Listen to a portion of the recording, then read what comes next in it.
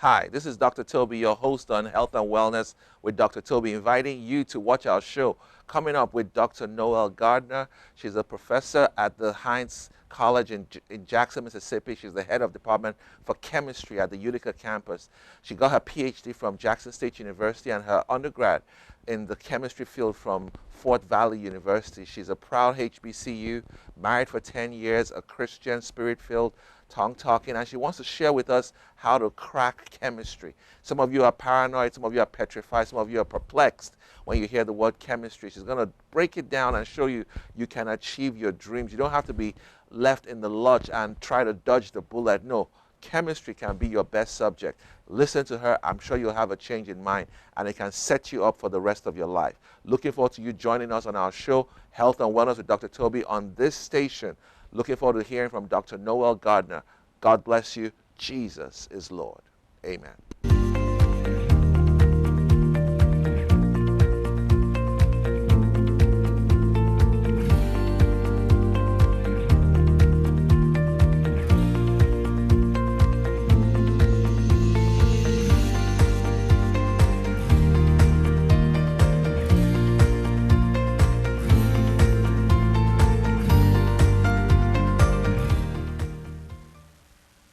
Hi, this is Dr. Toby, your host on Health and Wellness with Dr. Toby. Thank you for joining us. Don't touch that dial.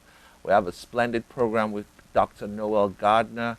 She's a head of department of the Department of Chemistry, the Utica campus of Heinz College in Mississippi. She's also a PhD holder in chemistry from Jackson State University and got her bachelor's from Fort Valley University in Georgia. She's been talking with us about her background, her family, and what she hopes to achieve at the end of her life. She's shown us how Jesus is a fulcrum, and the center of her whole life. And I hope it's going to motivate some of you to pursue those goals as well. Because without Jesus, no life. She's shown us you can become anything you set your mind to. So today we're going to continue our conversation with her on cracking chemistry. How did you end up with a PhD in chemistry at 30 or 28? 28, yes.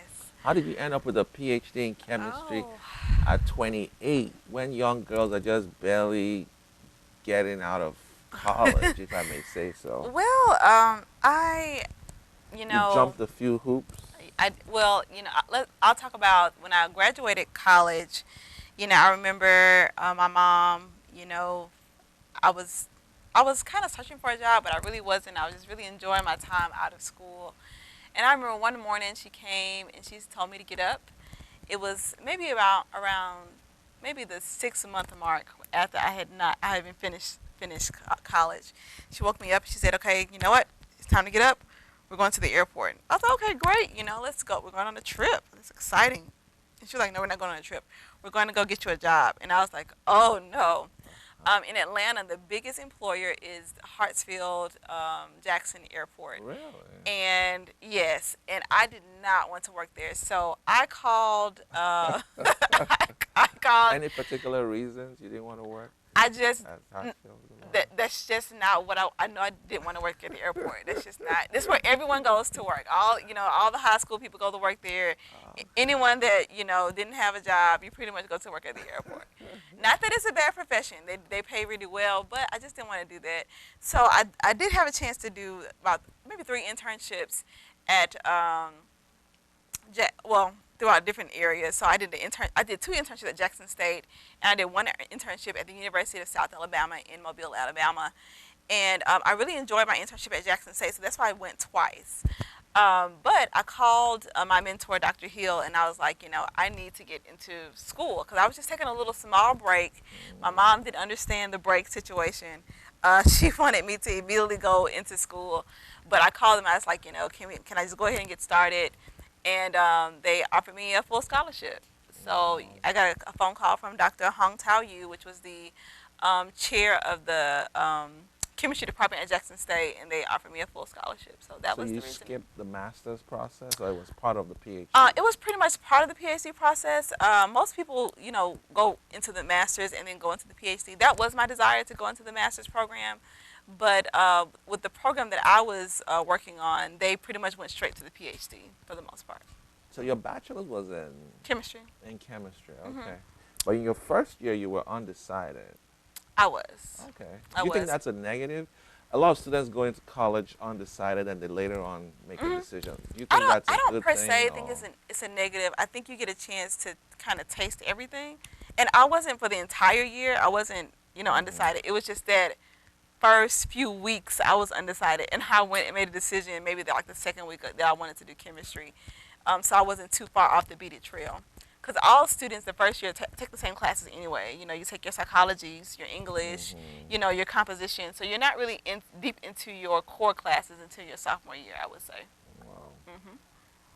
So you've been in education now for maybe 5 years? 5 years. Okay. 6 years. 6 years, okay. 6 years. Tell us your greatest regrets and your greatest triumphs, if I may say so. My greatest regrets are the students that slip between the cracks. The students that I can't get through to for whatever reason. Educationally or personally or? Both. Okay. All of that, all of the above. There are students who have really, really rough situations at home, and they allow those situations to overtake them in their education. And I hate it because, I stress to my students that your education is your way out. If you're in a bad situation, your education is your only way out. There is no other way. You're going to end up going back to the same situation if you don't get an education. That is what I preach and teach all the time. And even still, some students, they choose to go back to their bad situation. And they choose not to get an education. They choose to work at maybe at a fast food restaurant. Not that that's, a bad thing, but you can make and do so much more, especially when I have such intelligent students. But that's one of my biggest regrets is allowing, students who I just cannot penetrate their minds to see that education is their way out. My triumphs is when students have the light bulb goes off, or when they come back and they tell me, "You taught me everything I needed to know in this area. I appreciate you for that. You've done everything that I needed. I didn't know I was going to need this, and you said that I would, and I appreciate it." And I have students who fight me to the death that they don't need this information, and when they leave, they realize yes. So those are my greatest triumphs. My greatest triumphs in education. You went from, so you said earlier you wanted to do research and you also wanted to teach, but obviously the teaching got more of you than. So I still love research. I Well, do. as an academician, you always have to do research. Yes, I love research. Like I do research, even though Mhm. I'm 70, 80% Right. clinical. Right. I do love research. So the fact that you have a PI of a grant means you still do research. I still do research. I have no choice, but Somebody's um, just got to pay for it. yeah, basically. But most of my time is taken up with teaching and other administrative roles. I do a lot of different things, and that research component is lacking, and that's what I really want to get back into. I really like if you had all the time that you needed, you could finish, very quickly. But it's like you take bits and pieces of certain things. It takes time. Yeah. So You mentioned Dr. Hill as a mentor. yes, So- yes, Dr. Blake Hill. Was that your He was- only mentor? or did you No, have I other had so mentors? many mentors. Oh my goodness. I was started at Fort Valley. Dr. Dwayne Daniels, he is the chair of the chemistry department. He is one of my mentors. I just talked to him yesterday. Dr. Sawan Deer, also at Fort Valley State University, great guy. He's over plant biotechnology at Fort Valley, and also an amazing man. Dr. James Mack, also chemistry at Fort Valley. In graduate school, Dr. Blake Hill, he's my graduate advisor and also a mentor. I also talk to him all the time. Dr. David Majors at Mississippi College, also a great individual. You He was went to also Mississippi College? he was yes. Well, I didn't go, but he was my mentor at Jackson State, so he did both. Oh, But wow. I have all male mentors, and Oh, wow. at first I was like, oh, that's horrible. You should have some female mentors, but there were no females in the field to mentor. So that was all I What had about to choose African from. American female. There were none. There were none. not at my institution of higher learning. There were none. So I want to be that female mentor for others. Others. Yes. Oh my goodness, that's Yes. awesome.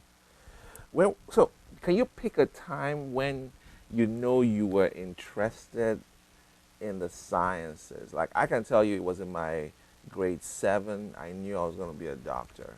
I would say third grade. I had a science fair, and I think I did. I got first place that year, and I was like, man, I really do love science. I just love it so much. I knew that that was something I wanted to do for the rest of my life. I knew that. I didn't know I wanted to teach. I didn't know that until graduate school, actually. So people say you should know what you want to do, at a certain age. I knew that I wanted to be in the sciences. I knew I wanted to do research. But it was one particular day I was studying for a test, and I was in the library, and I was kind of the way I know to learn is to teach others. Okay, that's how I learn. So I was at the board and I was teaching, maybe 2 people what I knew, and I went to the board. I kept writing, and I turned back around, and there were 10 people. And then I went back to the board, and I turned around, and there were 20. And there were 20 people in this little small library room. And I think it dawned on me In at Fort that. Valley or in This is at Jackson Oh, State. Jackson State. Okay. It dawned on me at that moment that this is something I was supposed to do. I was told that I was supposed to be that I was going to be a teacher in high school, and I was like, no, that sucks. They don't make enough money. No, why would I be a teacher? That's crazy. I never became Sarah Friel. She was my English teacher. She told me, you will be a great teacher. You will be an awesome teacher. You need to be a teacher. And I was like, there's absolutely no way I'm going to be a teacher. No way. But then the light bulb went off in graduate school that I was meant to be a teacher. And I had to call her and tell her all those years later, you were right and I was wrong. So Interesting. here we are. So tell me a little bit your trajectory in postgraduate. So when you went to Jackson State, what did you enjoy the most in that postgraduate course? Obviously, you met your husband, so that must have Yes, been I the did. cream of the pack. But in the educational field, because I heard people tell me, oh, the dissertation was the worst part. Oh, yeah, that Or was the, horrible. Oh, yeah. You know, the exam, there's an exam they take called The comprehensive the exam. Yeah, comprehensive that was- sucks too. So those are horrible things. But what I love the most is learning how to think outside the box. In school, students always ask, why would I need this? You may not need it ever. But what you're learning in school is how to think. That's what you should be learning. But when you get to graduate school, your thinking level elevates to a level that you didn't know that you were capable of. I did not know that I was capable of getting a PhD. I would have never thought in a million years. I didn't think that was something that was in the books for me. But it was one conversation I had with my father. He was fired from his job after 30 years on the job, actually. Well, no, 25 years at the time. He was fired. They did cuts because of some clerical error that he didn't take a test that he didn't even know about to take. They just changed the rules on him. And he told me in that moment, you need to get your PhD because no one will ever be able to tell you what you don't have, that you're not credentialed or anything of that nature. You'll always be credentialed if you get your PhD. Get your PhD so you won't go through something like this. And that is what spurred me to get it. He was the one. In fact, when I wrote my dissertation, I dedicated it to him because he was the one that pushed me to do it. You sound like daddy's girl. Is that? We disagree on a lot of things. So, So when we say mentors, I guess it's different from role models. Role models are people you just want to be like. I was in New York as a doctor, and a man gave me a job that enabled me to come to the United States. So Okay. he became a role model. He I was see. a surgeon, but he was a Christian, and he had a good reputation with the whole hospital, and so he became a kind of person you want to emulate. Okay, yes. Married with 2 children and all that. So did you have not necessarily a academic mentor, but Okay. did you have a role model growing up? Some people call it their high school teacher, their principal. Yes, their- I had a few role models. One And role most times they model. tend to be your sex, really. Yeah, one role model was her name was Tova Jackson. She was my English teacher. She was so poised and intelligent, pretty, but she also was multifaceted, meaning she could do different things. For example, she was beautiful, yet she was also my soccer coach. You know, so Soccer coach. she Okay. was able So you to. played soccer. I did play soccer. I Oh, did. yeah. I played soccer as well. So, you know, she was one of my one great role model that I had. Very very intelligent lady. Spoke very well. Just a great individual. Another individual was my first grade teacher and also principal of my private school. Her name was, I don't know her first name. She always said it was H period L period Johnson. So Miss Johnson, and she made up different words for the H. I asked her what it meant. She always said heavenly or something of that nature. Oh, really? Anywho, she was also very poised and very very strong and always discussing how important it was for me to get my education. So those are my Wow. role models. Yes. Mm. So tell us a bit about the move from um, Atlanta to Jackson. Were there any fears? I mean, you moved to this city that was, you know, I don't know what you knew about Jackson when you moved here. I knew a little bit. I actually interned here Interned twice, here, okay. so I knew a bit about it, just a little bit. Was I scared? Absolutely. When you step out on faith, it's a scary thing at times. So, it is important that you step out on faith. You don't know what is to come, but I'm glad that that was the decision I made. And you spent 6 years doing the program, the PhD? I think it was 5 or 6. Yeah, 5 years. 6 years, Hmm. okay. I mean, because, you know, I'm saying this because a lot of people, Jackson State is in a very notorious part of the city. Hmm. So Right, all right. those little things people are not used to, they come from out of state. Absolutely. So I was not I wasn't per se scared. It was just I was kind of nervous about my new environment. So it was interesting. It was an interesting change.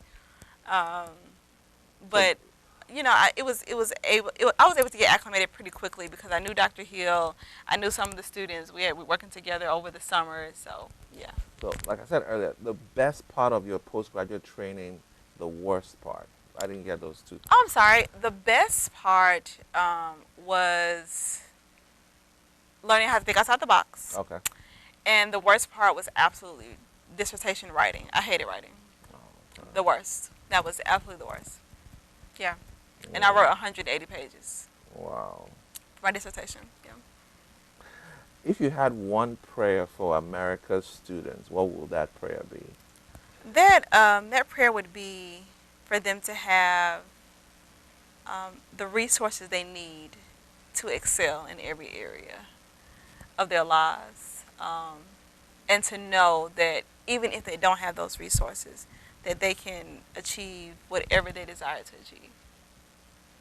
Now, you train in a HBCU. Now you work in I call it a state. Am I correct? It's not a HBCU, right? It's a part Hines. of one, yes. So Okay. our campus is. I'm just curious, are there any differences in going to a HBCU compared to other universities? Yes, it is. It prepares you for life in this society that we live in. It prepares you to be confident about your skin color, confident about who you are as an individual. It helps you to see clearly of who you're meant to be. There is no down talk of who you are because of your skin color, because we're all the same skin color, you know. So it helps you to become empowered from who you are. Yes. Okay, because I, you know, those of us from outside the United States, we don't have that. There's only one color. In Africa, there's no. What we have is what we call tribalism. Okay. So the ethnic groups eat each other up. It's not skin color. It's what's your language. Okay. Right. So we don't. So the skin color is so secondary to The language. Your name sounds like you're from my tribe. Mhm. You know. I see. So Interesting. unfortunately, and I think that's a problem a lot of Africans have. When we get here, we're always like, what is this thing about Yeah. skin color? Yeah. Because we grew up, it was irrelevant, totally irrelevant. There was Right. no other skin color. It was Right. either you were black or you You're were white. black. Right. So a lot of Africans get all, perplexed when we see this. Talk a little bit about the race riots and George Floyd obviously has passed on and it was tragic. And I think it's important that people understand the concept of the HBCUs and how they prepare students for the greater world. And a lot of people don't know the concept behind it. Right here in Louisiana, we have the Grambling State University. So how Dillard. does that prepare somebody? For example, your husband is not HBCU in terms of his PhD. Oh no, Right. he's not. No, he's But not. does that change? It doesn't change who he is. It doesn't change the No. quality of his education. Absolutely not. You know, HBCUs were built upon the idea that we didn't have anywhere to go to school. They would not. There were people who would not allow us to go to a predominantly white institution long time ago. So they came up with the concept of HBCUs just for us to get a good education. And not only did they come up with it for us to get a good education, our education had to be better because we were treated differently. Even if we did have an education, we had to be the best at what we knew because sometimes we were not allowed, even with our education, to even use the knowledge that we learned. So we had to get as much education as possible. So that was the basis of the HBCU. And now we see a flocking of students going to more HBCUs because they feel more comfortable going to those particular schools. The education there at HBCUs are top notch. I know because I've been to 2 HBCUs, and they work you hard. There is no shortcuts. There's no shortcuts. There's none of those things that you may think. But HBCUs really do prepare you. Now, I'm not saying anything against a PWI, a predominantly white institution. Those institutions are great. They have great education systems there as well.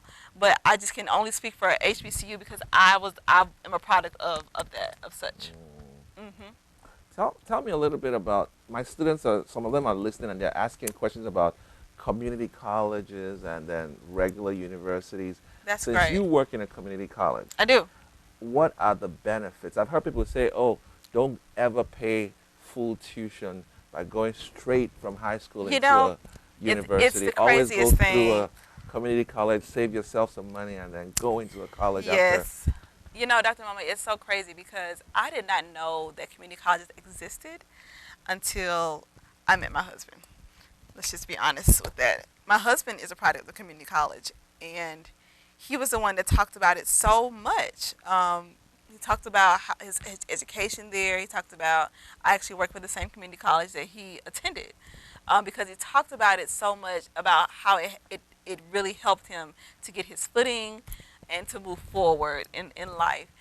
So I wanted to be a part of something like that. A community college is a 2-year institution that you get your core classes down first, and then you move on to a 4-year institution. It is not meant to be a 4-year institution.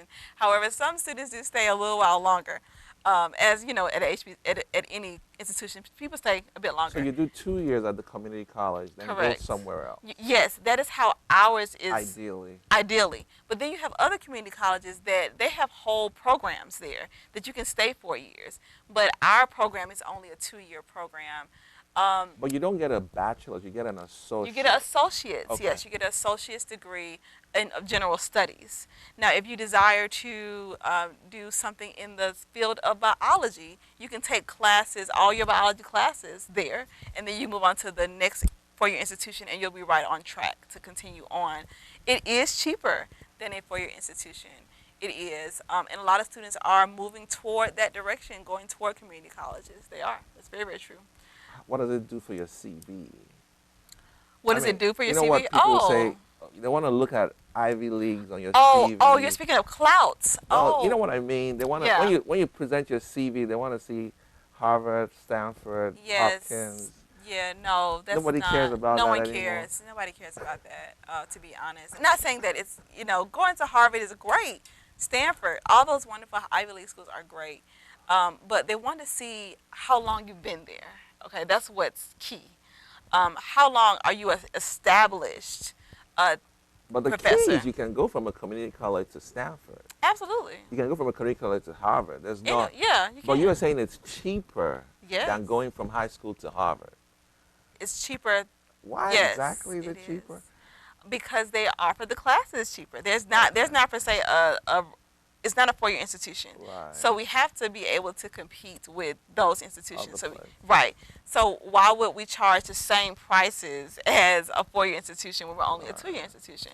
So the prices could be even half of what that you would be at a 4-year institution, and students take advantage of that. They do. They do. Interesting. Yeah. So here we know we have Delta. It's a technical college, and we have Shreveport Community College. Mhm.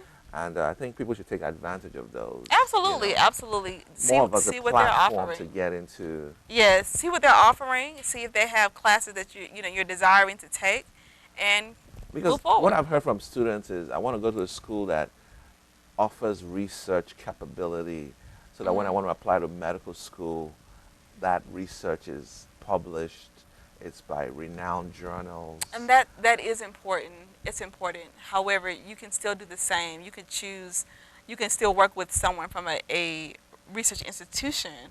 You just choose that person and tell them I go to your institution. I'm still interested in research. Can you help me? And then most people who desiring to help students of your caliber would definitely be interested. Wow. Absolutely. Well, Dr. Gardner has been sharing her heart with us on education, and I know many of you are listening. So I'm also an educator. I write books. I want you to know that. So this is my latest book, The Spirit of Acceleration. And you can pick them up at faithandpower.online. That's where our ministry webpage is, faithandpower.online. We want you to know that Jesus loves you, that Jesus is Lord. In the midst of COVID, God is still in control. I want you to know that there's nothing he cannot do there's nothing. He said one hair of your head will not fall in the midst of the worst pandemic. So you can be preserved, you can prosper. It's not over because they said COVID is all over the place. You can live and not die. So write to me, P.O. Box 550, West Monroe 71294. Send me an email, tobymoma@yahoo.com. Check us out at faithandpower.online. Come to one of our programs. We're meeting on July 31st at the Oyo Hotel on Martin Luther King Drive, 11 p.m. Friday night, just before the 8th month of the year. We're believing God for new beginnings as we enter into the 8th month. So get ready. A shift is happening. Join us, write to us, email us. Look us up on Facebook, on our website. We'll be back next week. Dr. Gardner is going to share with us her faith journey. You don't want to miss it. Look forward to hearing from you. Jesus is Lord. God bless you.